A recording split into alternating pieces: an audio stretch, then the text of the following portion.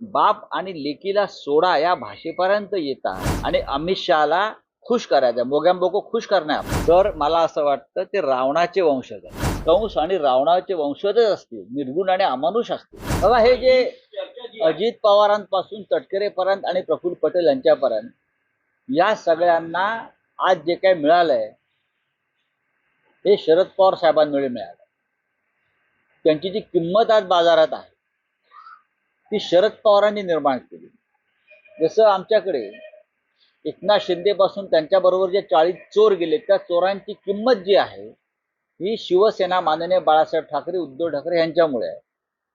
पण ज्या प्रकारची भाषा ही खरी असेल की बाप लेकीला सोडा आणि आमच्याकडे या, ही भाषा म्हणजे अमानुष आहे, क्रूर आणि निर्घृण आहे.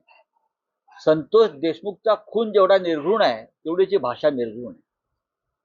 ज्या पितृतुल्य नेत्यानं तुम्हाला या स्तरावर नेलं, तुम्ही बाप आणि लेकीला सोडा या भाषेपर्यंत येता का? तर तुम्हाला केंद्रामध्ये एक मंत्रिपद मिळवायचं आहे आणि अमित शहाला खुश करायचं, मोगॅम्बोको खुश करणं आहे आपलं. हा, म्हणून पवार.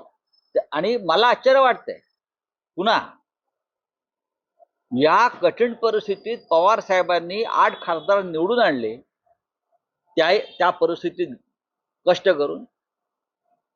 ते जर सोडून जात असतील त्यातले काही लोक, तर मला असं वाटतं ते रावणाचे वंशज आहेत. जर कोणी सोडून जात असेल उद्धव ठाकरेंना किंवा शरद पवारांना, कारण फार मोठ्या कष्टाने निवडून आणलेले आहेत, पक्ष गेला, चिन्ह गेलं, वणवण फिरले उद्धव ठाकरे साहेब आणि शरद पवार साहेब, आणि तरीही परत हे फोडतायत आणि तुम्ही फुटताय. हे कंस आणि रावणाचे वंशजच असतील, निर्गुण आणि अमानुष असतील, त्याशिवाय हे सोडू शकणार.